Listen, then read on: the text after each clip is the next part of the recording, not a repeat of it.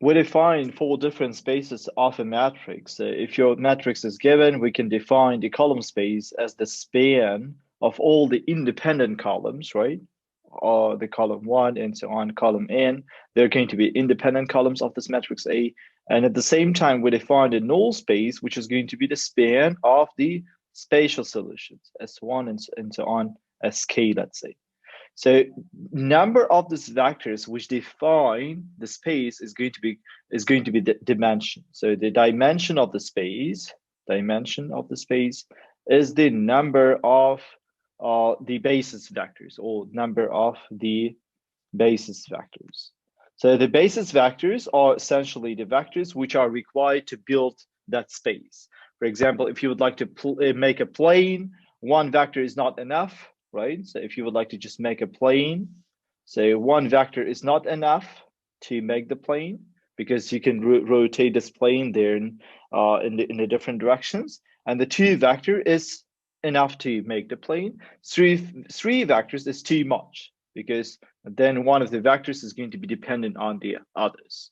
So these two vectors, the yellow one and the blue one, is going to be the basis of this plane. And the dimension of this plane is going to be dimension of this plane is going to be equal to the 2, because you need only two vectors in order to express this plane.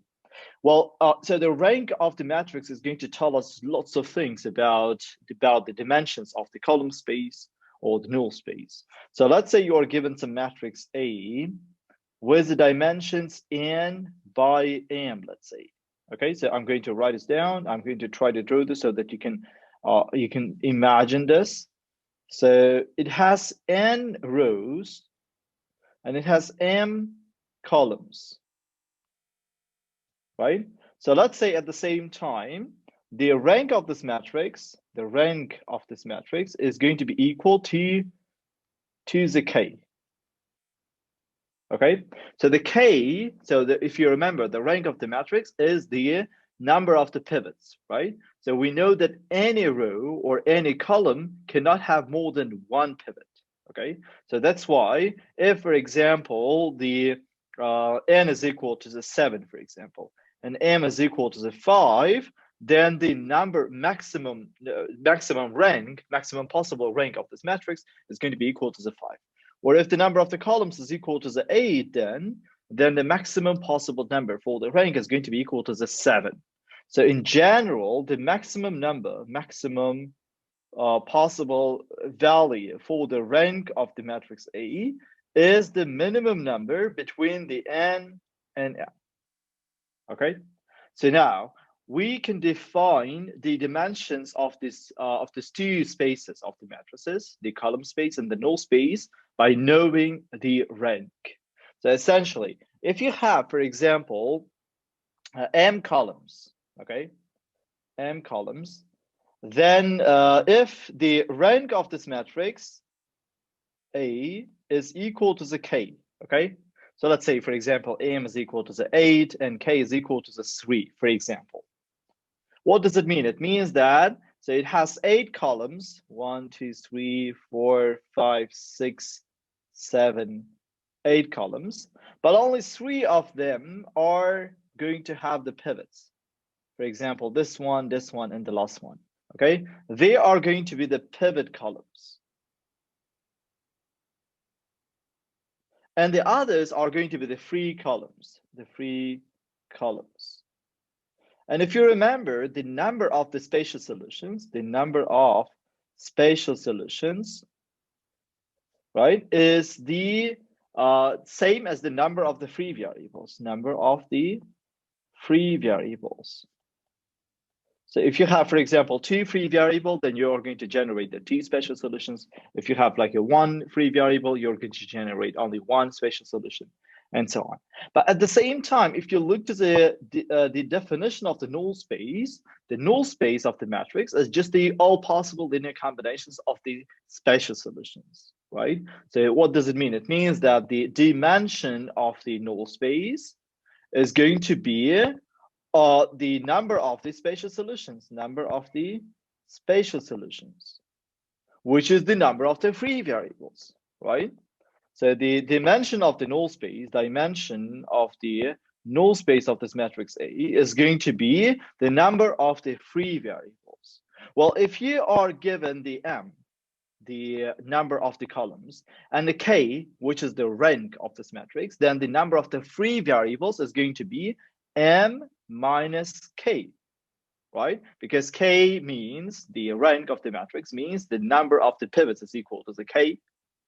M is the number of the columns, and minus K is the number of the free variables. In particular, in this case, 8, M is 8, K is equal to the 3, so that's why M minus K is going to be equal to the 5. So you see, so you can even count this. So 1, 2, 3, 4, 5 free variables, okay? And this formula is going to always work because K cannot be bigger than M, right? Because we're choosing this like this, okay?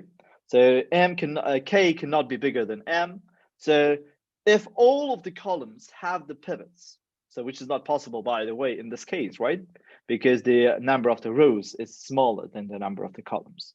Then simply the number of the spatial solutions is going to be equal to the 0. So this is going to be the dimension of the null space, okay? At the same time, the dimension of the column space of this matrix A is going to be equal to the number of the pivot columns. Do you remember this? So for example, your matrix can have like 8 columns, but not all of them can be independent.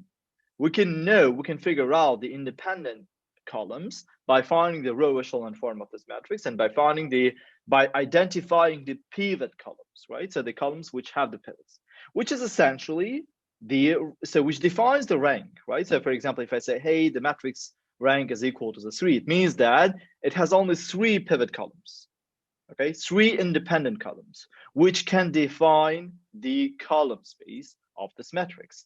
So essentially, the column space of this matrix A is going to be equal to the K, okay? So now it appears we can talk about the null space and the column space of the transpose of this matrix A. Okay, sometimes we call this as not column space, but the row space, right? Because the combination of all the columns of the A transpose is going to be the same as all possible combinations of the rows of the matrix A, right? So for example, if you have got the matrix A with n rows and m columns, so this is the A, then the A transpose is going to have m rows and n columns. So this is the A transposed, okay? So that is why the combination of the columns of the A transpose is going to be the combination of the rows of the A. So essentially, if you would like to define the null space of this matrix A transpose, or the column space of the A transpose, which we also call as the row space of the A, so you have to do the same analysis as before, the same thing. So the rank, let's say, of the A is going to be the same as the rank of the A transposed, right? Which is like true always. So the number of the, sorry, so something is going on here. So the number of the pivot columns of the A is going to be the same for the A transposed. Okay, so the pivot columns or the pivot rows do not change. The number do not change when you are going to transpose the matrices. Okay, so this is still is equal to the K. Well, if I would like to again identify the number of the so the dimension. So sorry, I'm talking about the dimensions, right? So if we would like to identify the dimensions of the column space or the dimension of the row space of this new matrix, again, we need to figure out the number of the pivot columns and the number of the free columns. So essentially, K is going to be the number of the pivot columns, right? So let's say, so all of these 4 columns are the pivot columns. So the number of the pivot columns is equal to the K, okay? Then how many free variables we have? It is going to be the number of the number of the free columns, right? So the number of the free columns is going to be n minus K. Again, so K cannot be bigger than n because maximum value of the K is minimum between n and m.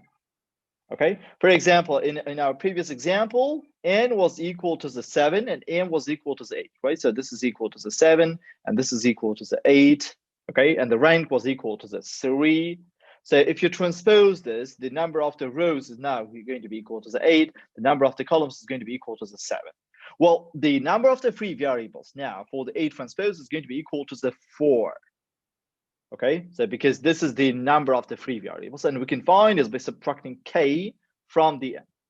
At the same time, the column space of the A transpose is going to have again the 3 columns, 3 independent columns, because the ranks are the same. So it's going to be equal to the k again. So let's summarize everything out now. So if you are given the matrix A with n rows and m columns, then the dimension of the column space of the matrix A is going to be m minus k. So let's say the rank of this matrix A is given as the k now. Then the dimension of the, so the dimension of the column space is going to be equal to the k. Dimension of the null space of this matrix A is going to be m minus k. The dimension of the column space of the A transpose, which we call again as a row space as well, is going to be equal to the k again. And the dimension of the null space of the A transpose, sometimes we call this as a left null space, is going to be equal to the n minus k. So this is like a summary on how we are going to define the dimensions of the 4 subspaces of the matrices.